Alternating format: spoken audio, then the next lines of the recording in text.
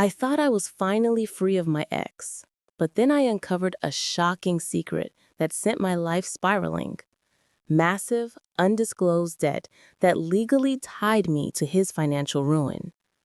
This isn't just about money. It's about the slow, suffocating realization that someone you once trusted could drag you down long after they've left your life. It started with a single envelope, cream-colored, slightly creased at the corners, stamped with that cold blue ink of the state courthouse. It was a Tuesday afternoon, quiet, unassuming, the kind of day you don't expect your whole life to tilt. I remember the smell of lemon cleaner lingering in the air. I'd just finished mopping, my playlist humming softly from the speaker on the counter. When the mail slot clattered, I almost ignored it. But then I saw it. The thick envelope with my full name typed neatly across. Inside, words that didn't make sense at first. Joint liability, unpaid loan balance, collection proceedings. At the bottom, the signature of a law firm I didn't recognize. For a few seconds, I just stood there, still holding the mop, staring at the page as if it might rearrange itself into something less terrifying. My heart began to beat so hard I could hear it in my ears. I whispered out loud, like saying it could make it less real. This must be a mistake. But deep down, I knew whose name would be behind it. Ethan. Normal life. Setup. Before all of that, before the letter, before the sleepless nights and the lawyers, I used to think I'd finally found peace. After Ethan and I separated 2 years ago, I worked hard to rebuild myself. I moved into a small townhouse near the edge of town, nothing fancy, but it was mine. The walls were painted a soft gray blue, and every morning I'd make coffee and watch the light spill across the floorboards.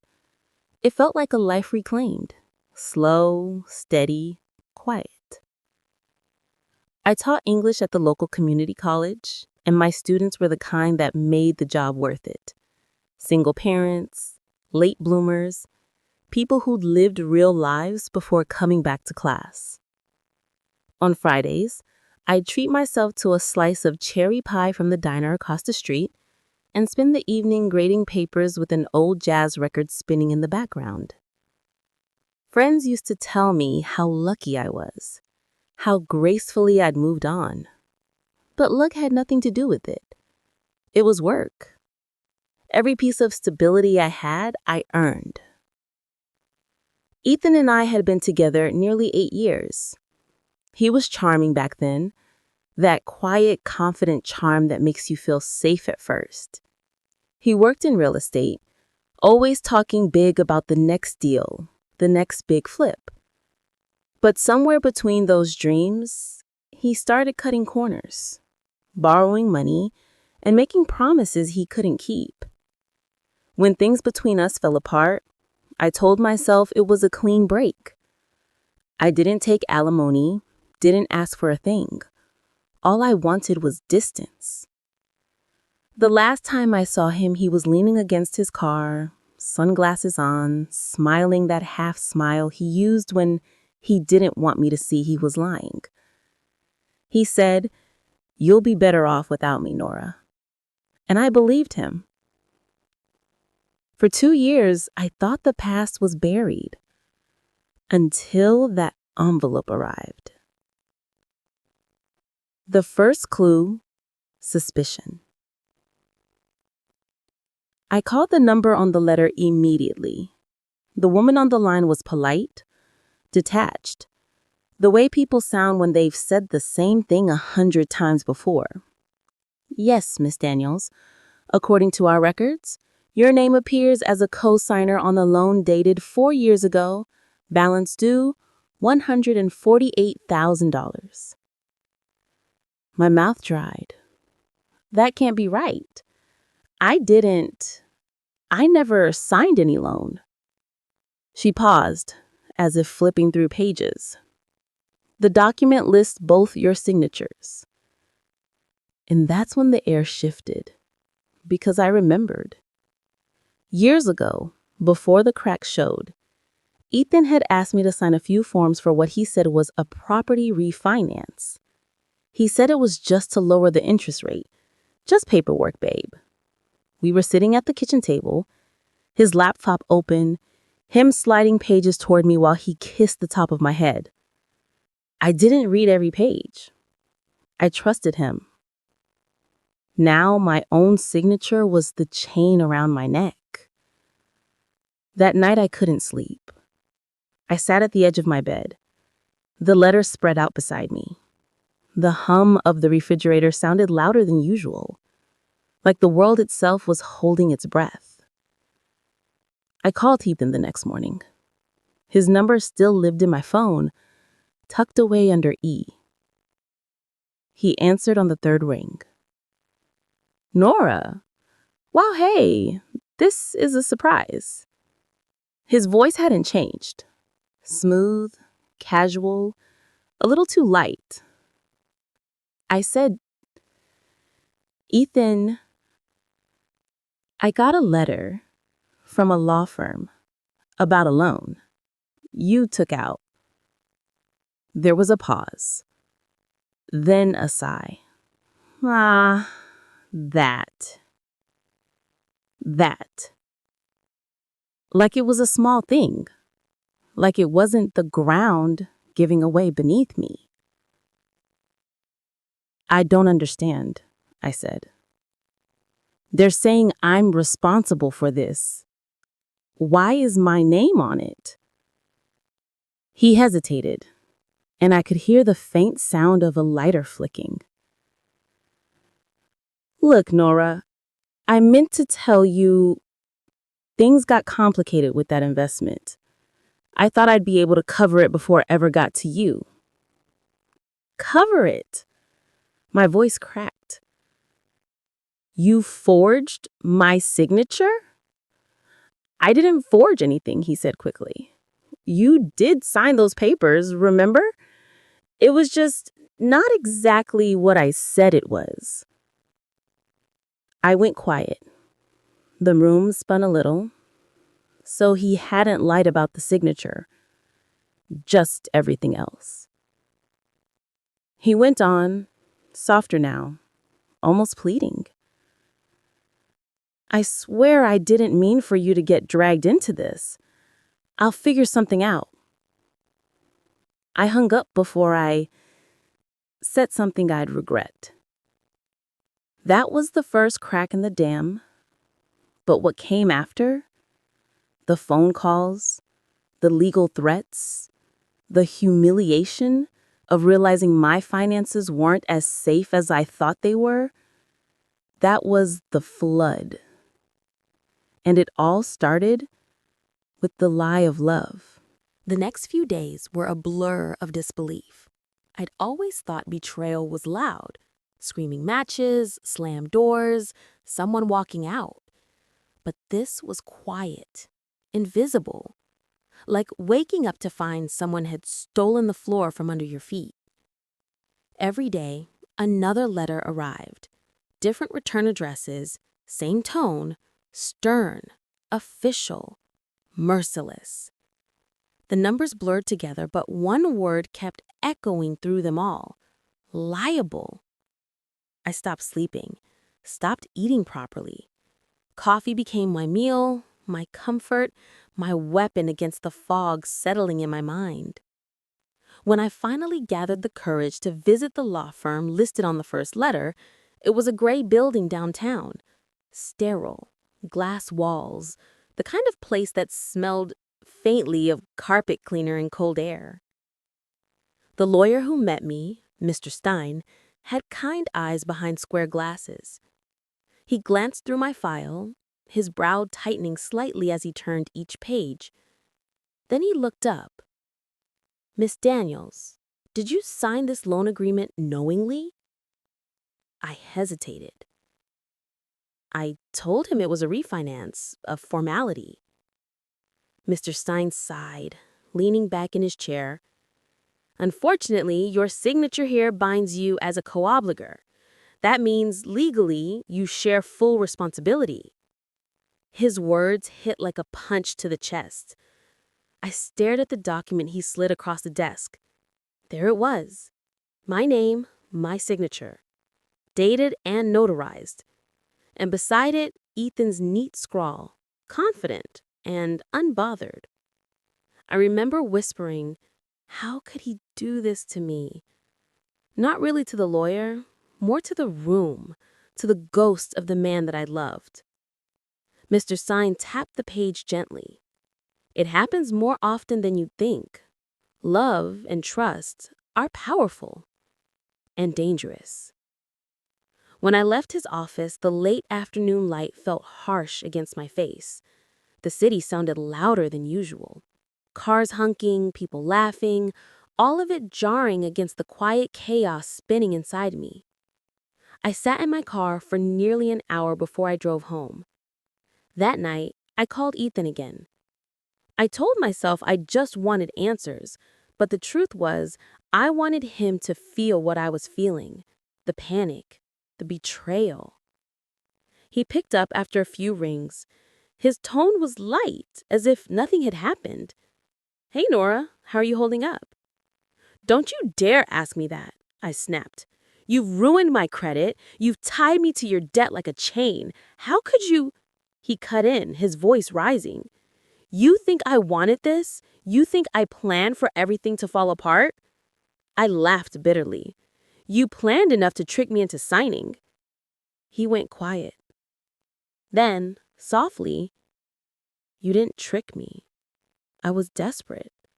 The market crashed, the investors pulled out. I thought I could fix it before it touched you.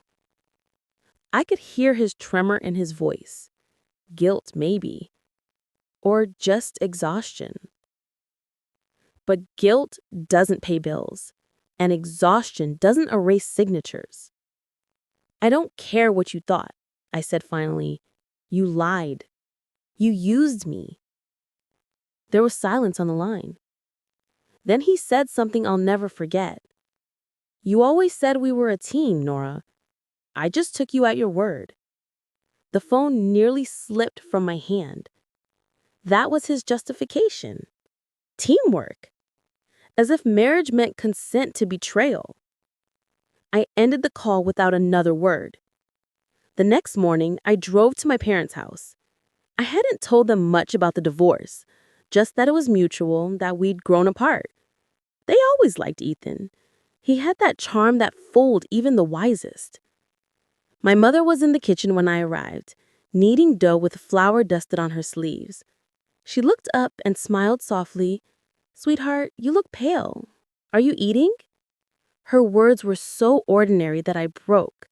I sank into a chair and told her everything. The loan, the debt, the forged trust. She listened quietly, her hands still, eyes steady. When she finished, she exhaled slowly and said, Some people mistake love for loyalty, but real love never hides chains behind promises. I cried then, not loud but deep, shaking sobs that left me hollow. She just held me like she used to when I was little and scraped my knees. When I finally calmed down, she said, You need to fight this, Nora. Don't let his mistakes become your story. The next week, I met with a financial advisor and a second lawyer. We combed through every document, every email, every signature. The more I saw, the clearer it became Ethan had been living a double life long before the divorce. Hidden accounts, fake business names, loans layered like lies upon lies. And the worst part, my name had been used in more than one place. That was the moment the anger replaced the heartbreak. I wasn't just a victim anymore. I was a woman being erased by someone else's recklessness, and I wouldn't let it happen. That evening, I pulled out an old folder of photos from our marriage. There we were, smiling at the lake, cooking together, holding hands on a road trip. I studied his face in each picture, searching for signs of deceit, some clue I'd missed. But all I saw was a man who'd been good at pretending. I tore one photo in half. Just one. Then I stopped. Because I realized something. Tearing paper doesn't change the past. The real revenge wasn't destruction. It was reclamation. So I decided then and there, I would not drown in Ethan's debt. I would not let his lies define me. If he wanted to drag me into his mess, I'd fight my way out. Clean, legal, and unbreakable. That night, I opened a new notebook and wrote across the first page, Project Freedom. It wasn't about revenge. It was about taking back what was mine. My peace, my name, my future. But I didn't know then that the next phase would be even harder. Because when you start fighting for your own freedom, the people who once benefited from your silence, they start to fight back. And Ethan, he wasn't done yet. The reaction/action. I started the next morning with a plan, not out of bravery, but necessity. Fear had kept me still for too long, and stillness was a luxury I could no longer afford. My lawyer, Miss Patel, was a sharp woman in her 40s with a calm, deliberate way of speaking that made me feel grounded. She wore her hair in a sleek bun and carried a pen like it was a weapon.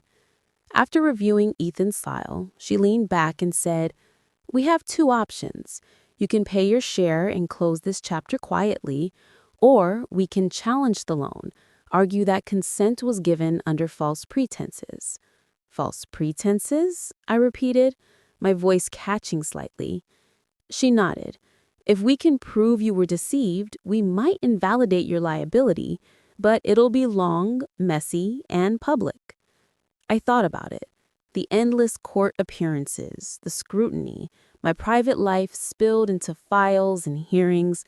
But I also thought about the years I'd already lost to Ethan's charm, his manipulations, his easy lies. "I'll fight," I said finally.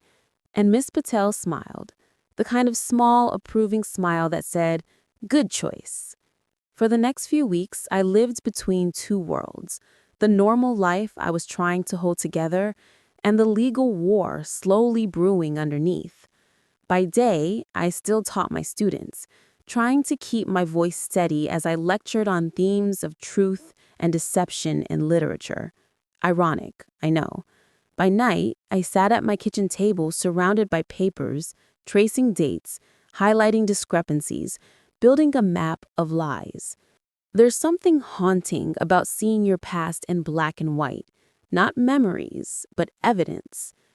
Emails where Ethan promised temporary adjustments, bank statements showing withdrawals I never made, even my old text messages, full of affection and trust, now read like evidence of my own naivete. Each discovery hurt a little less and clarified a little more. I wasn't broken. I was becoming aware. Then came the call that changed everything. It was late, around 11 p.m. I was marking essays when my phone lit up with a number I didn't recognize.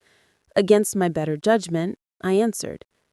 "Miss Daniels, this is Officer Ramirez from the Financial Crimes Unit." My stomach dropped. "Is something wrong?" He hesitated. "We're currently reviewing multiple complaints involving your ex-husband, Ethan Walsh. I understand you're listed as a co-signer on one of his loans." My pulse quickened. "Yes, I'm actually trying to fight that right now." He sighed. "You might want to come in. There's more you need to see." The next day, I sat across from Officer Ramirez in a small office that smelled faintly of old coffee and toner. He spread a folder across the table, one thicker than I'd seen before. Inside were records of Ethan's business dealings, false partnerships, inflated valuations, fake investors. And then, buried among the pages, copies of checks, all with my name on them. except I hadn't written a single one. Your ex-husband has been using your old joint account for over a year, forged signatures, moved funds through shell accounts, Ramirez explained. My head spun. But I closed that account. He nodded. You did, but he reopened a linked one using leftover authorization documents. Clever, but illegal. I sat back, trying to breathe. It wasn't just debt anymore. It was fraud. And now my name was tangled in all of it. When I got home that night, I couldn't even cry. Grief had given way to a strange calm, the kind that comes when you've run out of ways to fall apart. I made myself tea, sat by the window, and watched the rain streak down the glass. Somewhere in that sound, soft, relentless, I realized something vital. Ethan wasn't just careless. He was dangerous. And if I didn't stop him, no one would. The next morning, I met with Miss Patel again and handed her everything the officer had shown me. She flipped through it quickly, her brow furrowing deeper with every page. This changes things, she murmured. If he forged checks, we can file a criminal complaint. You could not only clear your name, but also hold him accountable. A small, trembling part of me hesitated. I didn't want vengeance. I just wanted peace. But peace built on silence isn't real. It's borrowed time. So I nodded. Do it. Word travels fast in a small town. By the end of the week, people at the college had started whispering. Some had seen Ethan's name in the local paper, real estate broker under investigation for fraud. A few students asked if I was okay. I told them I was fine. But inside, I was a mess of pride and shame. Proud for standing up, ashamed for ever being fooled. It's strange how people look at you differently when you've been betrayed. They tilt their heads as if heartbreak were contagious. One evening, while walking to my car after class, I saw him, Ethan. He was leaning against his old car in the parking lot, looking thinner, worn down. When our eyes met, he smiled faintly, not smug, but sad. I guess you heard, he said. I did, I replied, my voice even. You've made quite the headline. He exhaled, running his hair through his head. I didn't mean for it to get this far, Nora. I was trying to fix things before it fell apart. I studied him, really looked at him. For the first time, I saw the man behind the charm. Desperate, scared. But pity can be dangerous too. I didn't want to fix anything, I said quietly. You wanted to be saved, and when you couldn't save yourself, you dragged me down with you. He flinched. You're not the only one who lost something, you know. I nodded. No, but I'm the only one still paying for it. There was nothing else to say. I turned and walked away, my heels clicking against the wet pavement. Behind me, I heard him whisper, almost to himself, I really did love you. I didn't look back. That night, I filed the final set of papers with Miss Patel. Fraud report, forgery evidence, request for debt discharge. The process would take months, maybe a year. But for the first time in a long time, I slept deeply. Because even though my world was still uncertain, my spirit finally wasn't. But peace rarely comes without consequence. And soon the entire town, friends, colleagues, even family, would know the truth about Ethan's web of lies. And the truth, once exposed, doesn't just free you. The day the story broke publicly, I was in the middle of teaching my morning class. It started like any other day. A faint chill in the air, the sound of students rustling through their notebooks, coffee cups steaming on desks. Then one of my students, a sweet girl named Tessa, raised her hand and said, "Miss Daniels, isn't this your ex-husband?" She turned her phone toward me, and there it was, a local news article with a headline that made my stomach twist. Local real estate broker accused of fraud and forgery. Ex-wife implicated in joint debt scandal. There it was again, that word, implicated. It hung in my mind like smoke. I stood there for a moment, frozen, the class watching me with quiet concern. Let's, take a short break, I finally said, my voice softer than usual. When I stepped into the hallway, the world felt like it was tilting again. The article had every detail. The loans, the investigations, even a photo of me and Ethan from our old business launch event, smiling like a couple from a brochure. Only now that smile looked foolish. By the time I got to my office, my phone was vibrating nonstop, texts from friends, messages from colleagues, even a voicemail from the dean asking for a brief conversation. The next few days blurred together. The school placed me on temporary leave for your own well-being, they said. Neighbors avoided eye contact at the grocery store, and on social media, whispers spread faster than facts. Some people assumed I'd been in on it. Others pitied me, their sympathy sharp, as pity always is. I spent most evenings sitting by the window, lights off, listening to the faint buzz of the city outside. It's strange how quickly your life can go from quiet stability to public spectacle. But through it all, I clung to the one truth that steadied me. I had done nothing wrong. A few weeks later, I was called to testify. The courtroom smelled faintly of old paper and disinfectant. Everything about it felt heavy. The silence, the fluorescent lights, the way strangers' eyes followed me as I took my seat. Ethan sat across the room, looking smaller than I remembered. He avoided my gaze at first, staring down at the table, his hands clenched tight. When my name was called, I stood, palms sweating.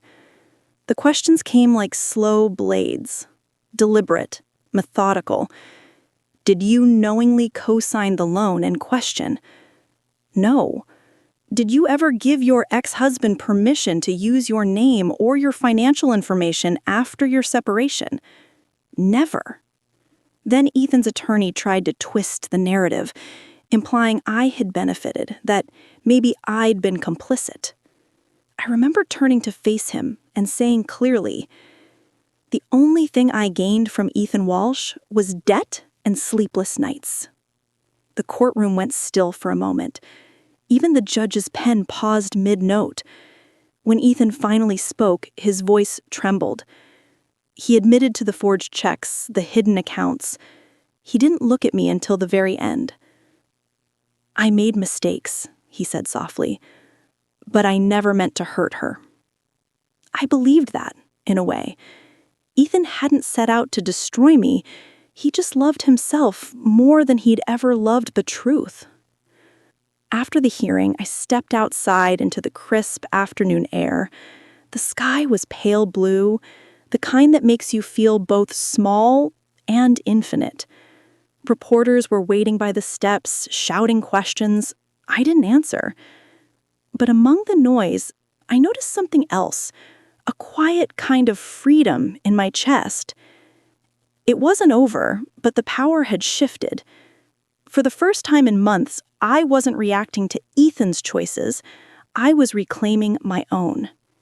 A week later, the court ruled that I would be cleared of financial responsibility. The evidence of fraud, the forged documents, all of it exonerated me completely. When Miss Patel called with the news, I sank to the floor of my living room and just cried. Not from sadness, but relief. The kind that shakes your bones loose. Outside, rain began to fall again. And instead of fear, I felt gratitude. Because even storms can wash things clean. The next day, the college reinstated me quietly. My dean stopped by my office, awkward but kind. He said, "We're glad to have you back, Nora." Some colleagues avoided the topic altogether, Others left small notes. Proud of you. Stay strong. Truth wins. Each one felt like a stitch in something I was slowly mending. Even my students seemed gentler. They'd look at me a little longer before class started, their eyes soft with understanding. It struck me then how scandal can strip away pretense. People either shrink from you or they see you more clearly than before. As for Ethan, he pleaded guilty. The court gave him a reduced sentence in exchange for cooperation.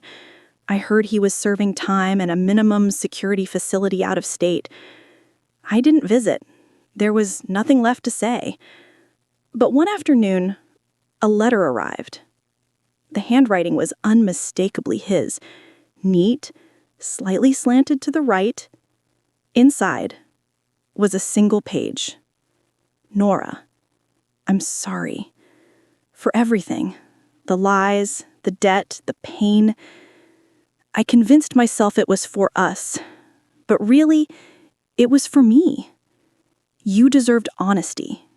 You always did. I hope you find peace where I couldn't. E. I read it once, folded it neatly, and placed it in a drawer. Not out of forgiveness, not yet, but out of closure. Because forgiveness, I've learned, isn't always about the other person. Sometimes it's just the final act of taking your life back. That night, I cooked myself a proper meal. Pasta with fresh basil and garlic, the first real meal I'd made in months. I ate slowly, savoring every bite, every quiet sound of my home, the hum of the fridge, the steady tick of the clock. Normal things, ordinary things. It struck me how beautiful ordinary can be after chaos, after noise, after survival. But my story wasn't done yet, because healing, I discovered, doesn't arrive in one moment. It arrives slowly, in the peace you rebuild, and the nights you finally sleep without checking your phone for new disasters. And sometimes it arrives in the smallest, most unexpected ways. It's been almost a year since the trial ended. Sometimes I still wake up in the middle of the night and expect to see another envelope on the doorstep, another letter waiting to undo the calm I've built. But the mornings have been quiet, peaceful. I moved out of that townhouse a few months ago. The walls had too many memories. Too many ghosts of late-night phone calls and court documents spread across the kitchen table. I found a small cottage near the river instead. White shutters, ivy curling along the fence, the kind of place where silence feels like a blessing, not a warning. The first week there, I caught myself listening. Not for footsteps, not for my phone ringing, but for the sound of the world going on. Birds, wind through trees, distant laughter from the neighbors. That's when I realized I wasn't afraid anymore. I started volunteering on weekends, teaching adult literacy at the community center. Most of my students were older, people who'd spent years working, raising families, surviving. They didn't have the luxury of starting over when life fell apart, but they were doing it anyway. One woman, Margaret, once told me, "Starting over isn't about forgetting what broke you. It's about choosing what you rebuild first." That stuck with me. I rebuilt my credit, slowly. I rebuilt my trust, even slower. And somewhere between those steps, I rebuilt myself. About 6 months after the trial, I received an email from Ethan's sister, Claire. We hadn't spoken since the divorce, but her message was kind, gentle, even. "Hi, Nora. I don't know if you'll want to hear this, but Ethan's been in a rehabilitation program as part of his sentence. He talks about you often, says you're the reason he finally faced himself. I just wanted you to know." I sat with that message for a long time. I didn't reply right away. Part of me didn't want to. But later that night, as the rain tapped softly against the window, I wrote back. "Claire, thank you for letting me know. I wish him peace." Nora. It wasn't forgiveness. Not quite, but it was something close. Something lighter. By summer, I'd begun to laugh again. Not the polite kind of laughter you use to fill silence, but real laughter. The kind that sneaks out before you can stop it. It happened one afternoon when my friend Lila stopped by with her daughter.